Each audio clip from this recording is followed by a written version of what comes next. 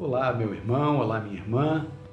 É uma grande honra tê-los aqui conosco no canal Reverência ao Criador, nessa série que nós estamos gravando agora, né? A Ética da Graça, não é verdade? É muito bom tê-lo aqui. Eu vou te pedir para fazer algo que é fundamental para o nosso canal, para poder desenvolver, poder crescer e podermos estar aí disseminando a palavra de Deus. Eu vou pedir para você se inscrever aqui embaixo. Ativa o botãozinho vermelho aí da inscrição. Logo na sequência, para você receber as notificações de cada publicação que nós fizermos, de cada vídeo que for postado, por favor, ativa o sininho aí e ele vai abrir uma janelinha, você marca todas, né? Assim como está aparecendo aqui do lado para você. Depois disso, eu vou te convidar a dar o seu like, o seu joinha para nós. É de fundamental importância isso, assim como comentar.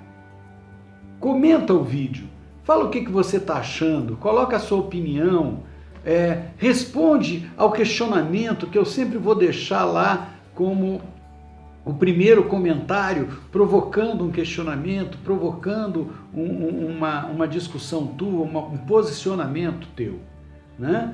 E, por favor, compartilha, leva esse vídeo ao maior número de amigos que você tiver nas redes sociais, né? Vamos fazer crescer, né, o número de pessoas que tenham acesso à palavra do Senhor, não é verdade? A palavra diz que ela vai chegar a todas as nações do mundo. E se a gente for olhar a questão de nação, nação não é país, nação é povo. Nação não tem referência à terra, mas tem referência à população, a povo. E eu creio que a palavra de Deus já chegou a todas as nações, porque povos mesmo que estão dentro de países onde a demarcação geográfica é proibida dela chegar, mas ele tem pessoas nascidas e daquela cultura que vivem no mundo ocidental, onde nós somos livres para disseminar a palavra de Deus. Então, os povos, as nações, né, as culturas, elas estão recebendo a palavra de Deus, estejam aonde estiver. Né? Quando a palavra fala em nação, ela não está delimitando espaço geográfico, mas ela está delimitando espaço populacional. Nação tem respeito a povo e não a espaço geográfico. Então, não necessariamente para atingir o povo chinês, ela precisa estar dentro do país da China. Não. Os chineses que estão no mundo estão recebendo a palavra e como eles têm liberdade com a sua parentela que continua dentro do país, eles conseguem disseminar a palavra e colocar a palavra lá dentro. A mesma coisa nós vemos dentro dos países que compõem a janela 1040. Então nós precisamos disseminar no nosso mundo ocidental a palavra de Deus. Então, por favor, compartilha. Né? É isso que nós estamos fazendo, disseminando a palavra do Senhor. Amém? Então vamos ao nosso vídeo de hoje, vamos voltar à nossa ética da graça, né? Em nome do Senhor Jesus, e que o Espírito Santo possa estar iluminando o nosso coração, que o Espírito Santo possa estar tocando em nós, para que nós possamos entender aquilo que ele tem para falar sobre ética e sobre moral conosco no estudo de hoje. Tá certo? Então olha aqui, presta bem atenção, porque ontem eu deixei uma lição de casa. Ontem eu falei, leiam a história de Adão e Eva. E hoje nós vamos estudar exatamente isso, a história de Adão e Eva. Ontem nós vimos no primeiro vídeo, né, a organização de Deus, como Deus foi organizado quando ele fez a criação dia a dia, como ele foi colocando um elemento que seria necessário para a continuidade do outro elemento, né? Quando ele trouxe luz, quando ele separou as águas, criou o firmamento e separou as águas de cima e de baixo, né? Como ele separou a água, juntou num canto para a terra poder emergir e chama de mares, né? Ele chama de mares e terra, né? Depois como a terra gerou a relva e gerou os vegetais esses que por um processo de fotossíntese pela luz existente, ele começa a gerar oxigênio, não é? Aí ele vai começar a colocar vida animal, que dependeria do vegetal para sobrevivência, porque o vegetal sobrevive por si, né? O vegetal ele é classificado como autótrofo, ele produz o próprio alimento. O animal não, ele é heterótrofo, ele depende do alimento produzido, ele está dentro da cadeia alimentar, né, como consumidor e também como acaba sendo também um produtor, até chegar no homem.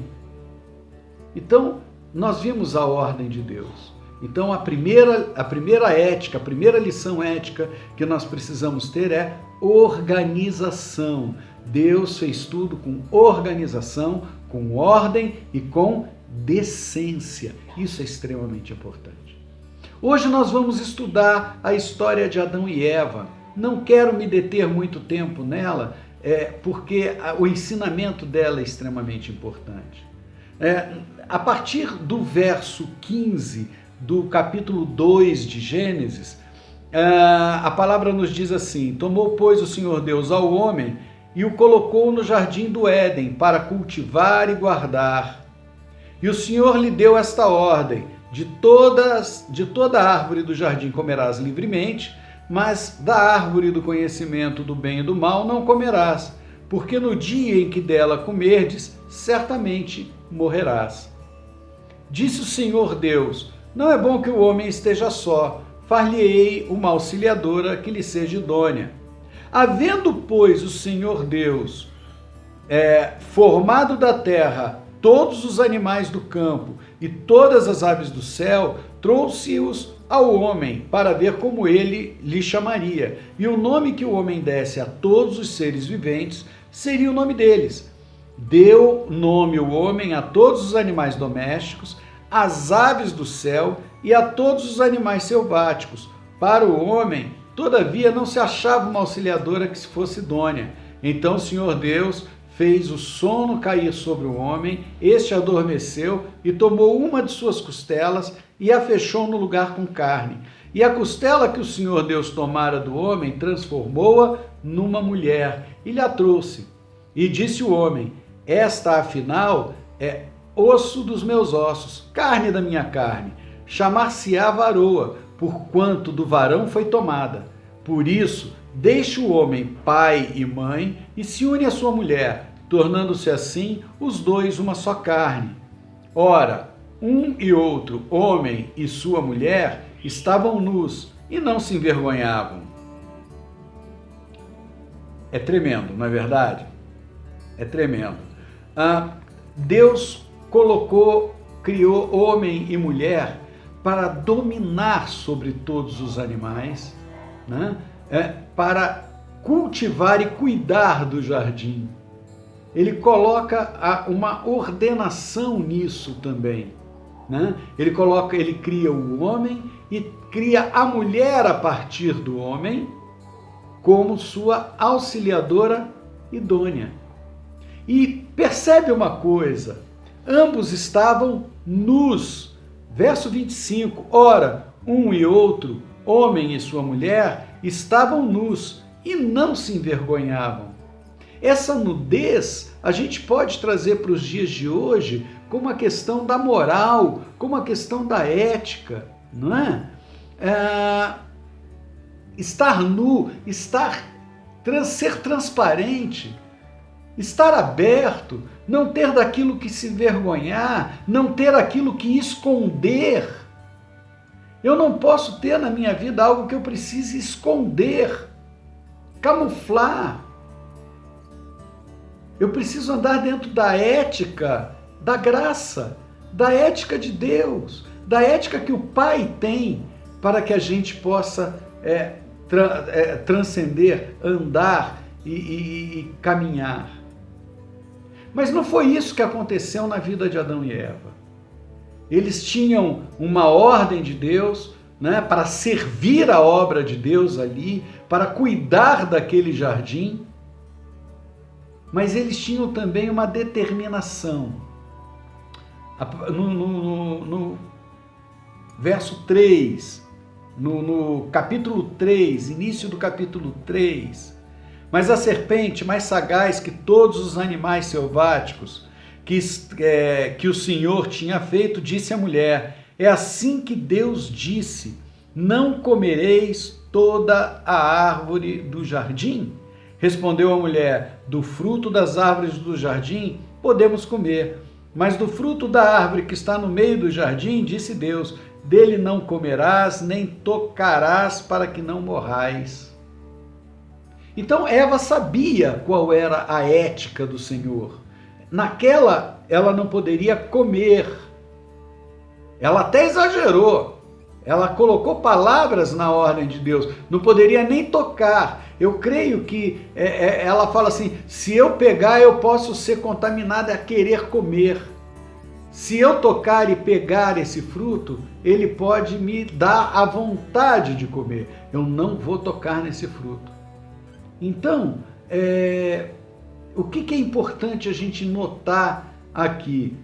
Que ela sabia o que ela podia fazer e o que ela não podia fazer.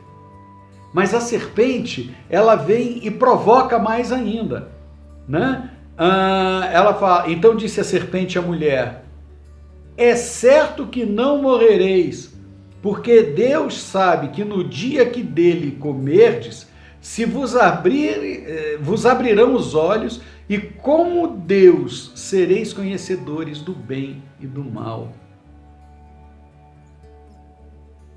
A cobra vem, né? A serpente, né? A serpente aí, que os biólogos me perdoem, cobra e serpente são coisas, animais diversos, mas a serpente, ela vem e dá e cria aí um sofisma.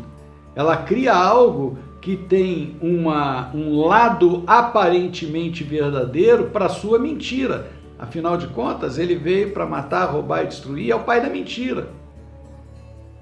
Então, na realidade, o que vai acontecer aí com essa serpente, né? com essa fala da serpente? Ela coloca que não morrerás no aspecto físico, mas ela não diz que não morrerá, como Deus falou, no aspecto espiritual. E aí a mulher come do fruto, entrega ao homem que come do fruto, e quando eles se percebem nus, eles costuram folhas para se cobrir. Quando o homem percebe o pecado, quando ele percebe que ele foge à ética, que ele foge à moralidade de Deus, ele começa a tentar se cobrir. E ele cobre, e muitas vezes cobre perdendo o caráter, porque quando Deus chega, ele vai cobrar do homem. E ele fala, por que você se escondeu? Porque eu tive vergonha. Você teve vergonha é porque você provou da árvore do conhecimento do bem e do mal. E você entendeu que você estava nu. E você precisou se cobrir. Isso não é uma realidade que possa continuar nas nossas vidas. Nós precisamos nos abster desse lado sujo, da falta da ética. A ética no mundo, ela é fundamental. Quando nós temos um mundo ético, nós temos um mundo que age de acordo com o esperado por Deus. E nós atingimos o coração de Deus agindo dentro daquilo que Ele espera que nós façamos. E aí, Paulo vai nos alertar Lá em Romanos 12, no Romanos 5,12, ele vai falar que por um homem entrou o pecado no mundo, e pelo pecado a morte, e assim também a morte passou a todos os homens.